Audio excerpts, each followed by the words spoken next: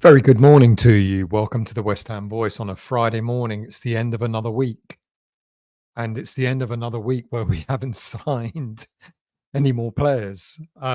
Despite all the good news that we thought we had on Thursday. If Thursday was the day of good news, it seemed to be fairly short lived. Although I do think, and I'm beginning to hope, that we will receive good news probably later today, if not sometime this weekend.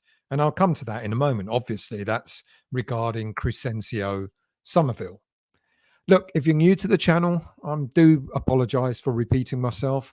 If you're new to the channel, please do become a subscriber of the channel if you like the content, if you like what you see and what you hear. It would be fantastic to have you as part of the West Ham Voice journey. It costs you nothing to subscribe to the channel, and the content is always free. And also, please do hit that like button that's somewhere down there, because that works the algorithms in YouTube and gives the my channel a bit more kudos, so to speak. Anyway, it seems that after the news that we got on Thursday that we seem to be about to sign 3 players, it seems that all the ITKs and even Sky Sports got it all wrong. As I'm sure you're aware, I and several other social media channels reported on Thursday that the deals had been agreed for Crysencio Summerville, Nicholas Fulkrug, and Aaron Wan-Bissaka. Well, not quite, because each and every one of these deals seems to have a twist. Let's start with Fulkrug, shall we? The German international. 2 separate reports came out on Thursday.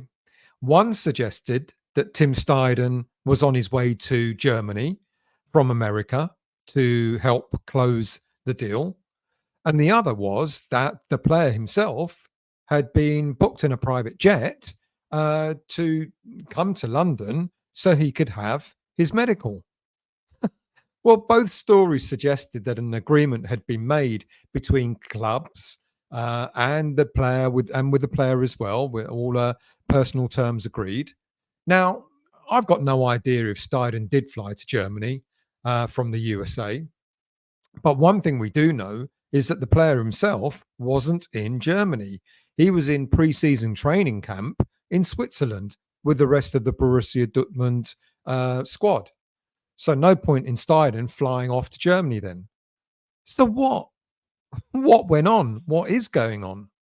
On Wednesday, if you cast your mind back to Wednesday, we were told that a deal had been agreed for the player to transfer to West Ham United for a fee of around £17 million, 20 million euros.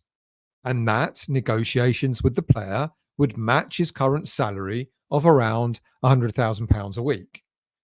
Then, all of a sudden, whilst many believed the player was meant to be having his medical on Thursday, stories were breaking that both West Ham and Borussia Dortmund were apart in the valuation of the player. It was reported that West Ham had made an offer with a package including add-ons of up to 25 million euros. So the 17 million pounds, 20 million euros, plus another 5 million in add-ons. However, Dortmund value the player at 30 million euros. Now, 5 million euros doesn't sound like a lot of money, but it's evident that West Ham have specific values on the players that they're targeting, and they won't go above that valuation. Now, is that a bad thing? Well, to be quite honest with you, I think that's fine. I think that's fair. Historically, we're notorious for paying over the odds for players, and when we go to sell them, we can't get our money back because clubs either here or abroad won't pay the silly prices that we've paid for them, and we kind of get stuck with having to let players go on the cheap. I've lost count at the number of times we've lost money on players: Haller, Anderson, Vlasic, Skamaka, the list goes on. Now, many would correctly argue It's because we've never had a proper strategy in place, a proper strategy, transfer strategy in place for player recruitment. And now that we have, we can't blame Steiden and the board and whoever for wanting to get value for their money. Is it penny pinching? I'm beginning to say no, because the last thing we want is to pay over the odds, especially for a player like Fulkrug, who's 31 years of age. Imagine if we paid over the odds for him and it didn't work out. What would the fan base do then? They'll blame the board. Now, frustrating as it may be, I'd rather see a player signing for the club at the right price without having to pay overinflated transfer fees. Now, many are going to point out that we overpaid for Max Kilman, and I accept that. But that's an exception to the rule because British players, English players, seem to always attract a premium. Why? I don't know. So, with regards to 31-year-old Fulkrug, I'm in agreement that we do not go beyond the price that we're willing to pay. And if Dortmund want to pussyfoot around, well, then we do the same thing as we did with Aston Villa when we were negotiating with them for Duran.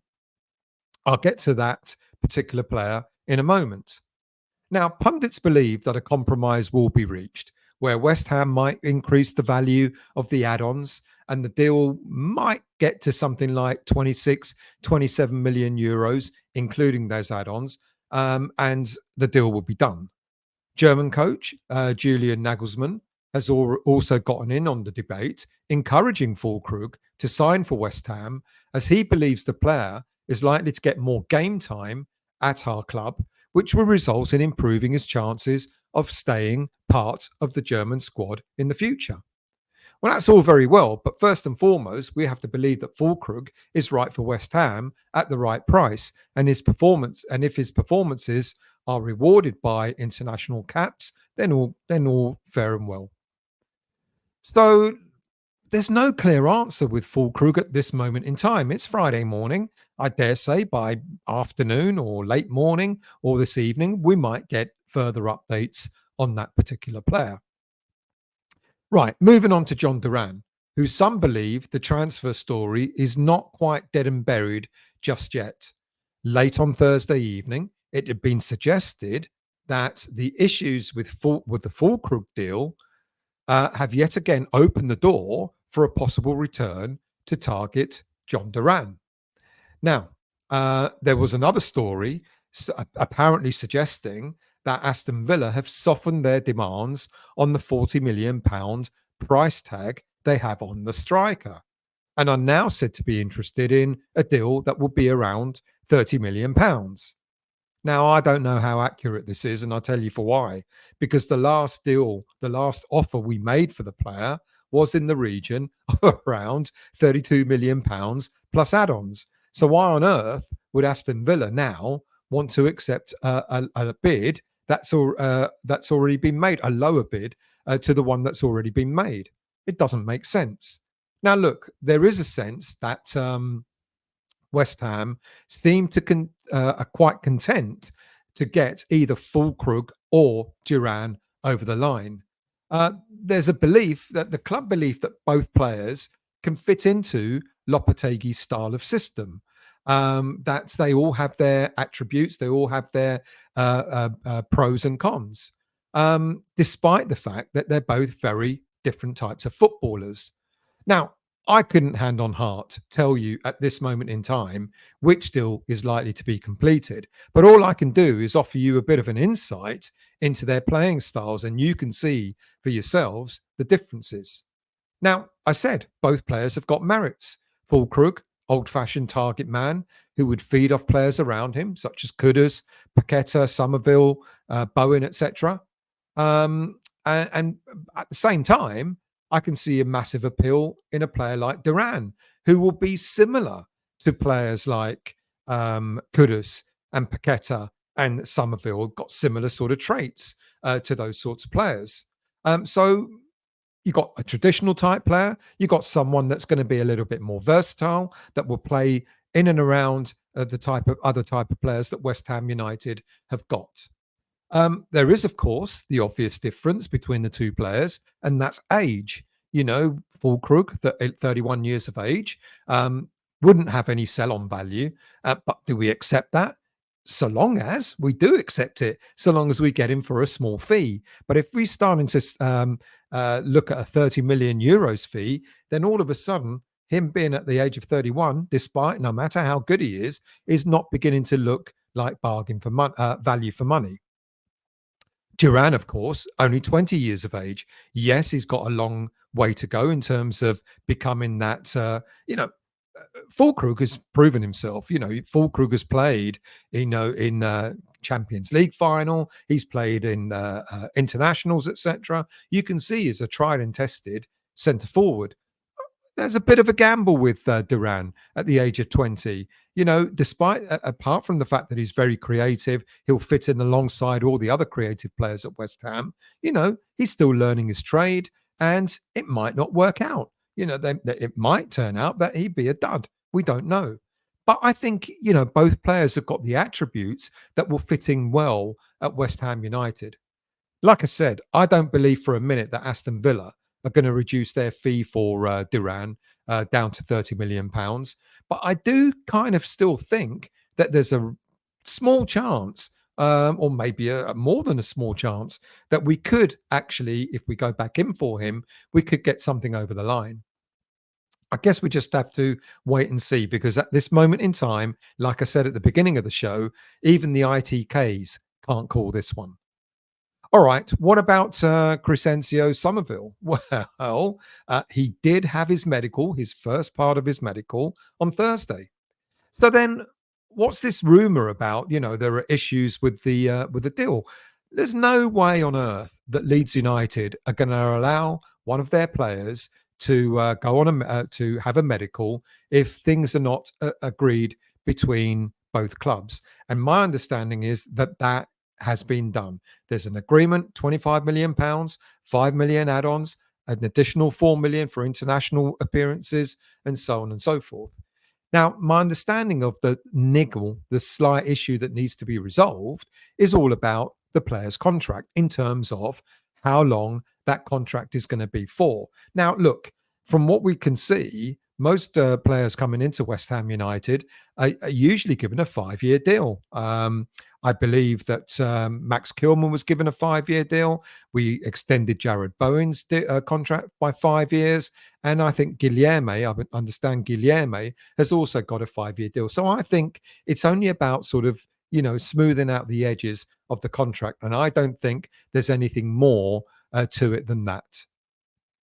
But what about Aaron Wan-Bissaka? Well, there are meant to be two issues to this particular deal as well. The first is that apparently Man United have now moved the goalposts. We were led to believe that a deal of £10 million plus £5 million in add-ons had been agreed, only for Man United now to apparently ask for up to £18 million. Now, I don't know if that's 18 million including add-ons, or if that's just a straight 18 million plus more add-ons on top. I would suspect, given that he's only got a year left on his contract, it might be something like 15 million plus add-ons, or 14 million plus 4 million add-ons, or whatever. Now, the second issue, of course, is that the one I mentioned in my video on Thursday, where the player wants some kind of payoff to move. Now, as I've mentioned before, he was looking to see his contract out, and then at the end of next season, he would then leave on a free, and then he'd get a big sign-on bonus, etc. And I think that's what he was thinking of doing. So he apparently wants to be compensated in some similar way, financial way, in order to move now. Greedy or valid? I'll let you decide whether it's greed or he has a valid case to make. Now, according to reports, West Ham United have already agreed a contract with the player himself, thought to be a 5-year deal. So it seems to be an internal issue between the player and Man United as to what compensation they're willing to give. Now, I'm beginning to wonder, let's say for argument's sake, the compensation he's looking for is, say, £2-3 million. I'm beginning to wonder if that now ties in with Man United wanting to increase the fee that we seem to have agreed on. Because maybe in order for Man United not to hand any more money out, they'll try and get it through the agreed sale fee, the agreed transfer fee, and then pass that on to the player. It's possible. I don't know. I'm speculating, but it seems quite uh, maybe the reason why Man United are looking to increase the fee by a few £1 million. I think that'll get sorted, to be quite honest with you. I don't think it's going to be something that's going to hamper that particular deal. So we will have Summerville. I said, I think we are expecting good news. I think we will have Summerville over the line, and he may be announced later today, or he may be announced over the weekend. And I think we will also have Wan-Bissaka over the line as well. As to which striker we get, I'll leave you to try and work that out. I'm sure all the ITKs will let us know in due course. Now, there's other brief transfer news as well. Apparently, we have an interest in another 31-year-old footballer. And this time it's Liverpool's Japanese international defensive midfielder, Wataru Endo. Now, look, he only signed for Liverpool last summer. He's proven to be quite an integral part of the team. He's made a huge impact there. Apparently, Steiden is keen on the player in terms of getting him in as a decent backup for Edson Alvarez. But then why would the player Endo want to be backup when he's got pretty decent regular game time at Liverpool? Steiden is apparently also keen on the player because it will actually make inroads into the Asian market, which is a strategy that the club want to pursue. So let's see how that one develops. Another player, of course, that we're still interested in, despite the player's insistence that he would prefer to go to AC Milan, is Monaco's Yusuf Fofana. Now, the Italian club are struggling to put together the £25 million fee that Monaco are demanding for the player. And if that all falls through, there is a chance that we may try and get the player to come to West Ham United instead. Now, it's also been suggested that Fofana will be happy to see out the final year of his contract at Monaco, and then he can walk away on a free next summer as well. So let's keep an eye out on that one. In terms of defenders, as far as centre-backs are concerned, Red Bull Salzburg sporting director Bernard Schonbuchner has spoken out amid reports that the defender Umar Solet is of interest to West Ham United. Apparently, Solet is one of 3 players that were released from training in recent days with regards to contract issues. Now, look, Solet is in the last year of his contract. And so Sean Buchner did acknowledge that there are a few reports circulating around the 24-year-old centre-back, but he also said, yes, there are rumours, but we will not comment on them.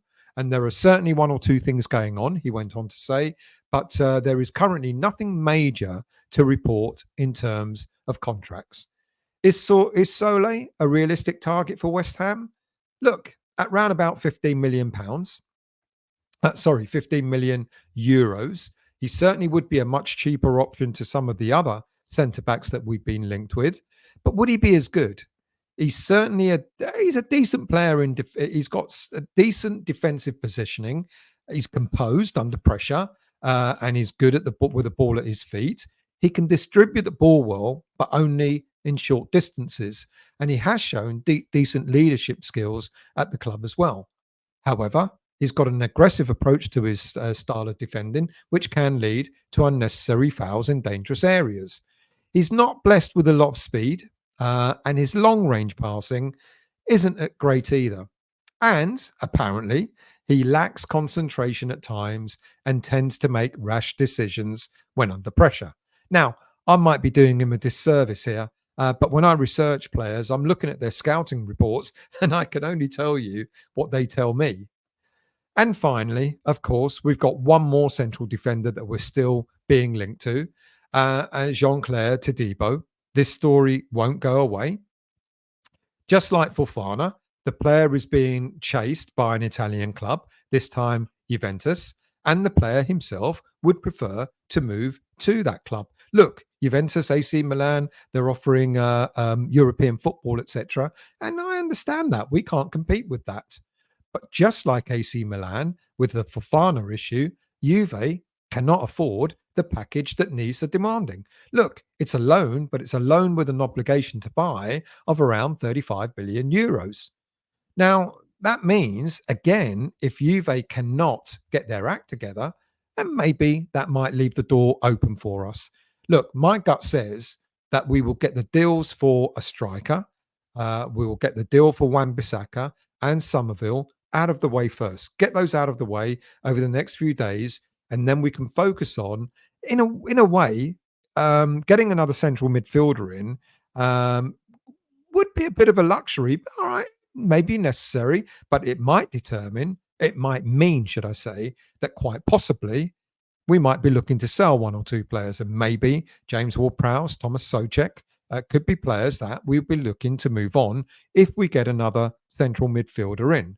With regards to a centre back, it's essential. We do want, I talked about it again in the show yesterday, we would rather upgrade on Naif Gerd or Kurt Zuma, and maybe even Dinos Mavropanos. So again, I'll reiterate, as I did on Thursday, I've not heard any rumours about Mavropanos, but all I know is in order to bring another central defender in, we need to free up a space for a central defender to be signed.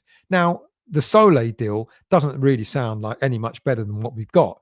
But of course, Todibo, which is our prime target, is the one that I think Steiden is trying to get. But if he does that, clearly he has to move on one of our central defenders. So I think, like I said, Wan-Bissaka, one of the strikers that we're linked to, and Summerville will be deals that we get out the way, done. And then we start looking at the squad in terms of being able to bring in a central midfielder and a central defender, which means that maybe one or two players will have to move in order to make space for those central defenders and central midfielder to come in. That's it. The weekend is upon us. I hope we're going to bring you some good news. I'm pretty confident we will.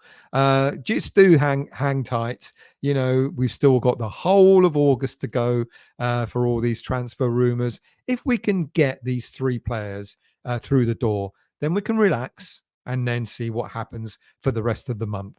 Thank you all for watching. Like I said again, if you're new to the channel, if you like the content, please do become a subscriber. It's free of charge to become a subscriber, and the content is always free. And please do hit that like button in order to elevate West Ham Voice up in the upper echelons of YouTube. Thank you all for watching. Have a great weekend. I'll probably be back with more updates, but keep well, and I'll see you all soon.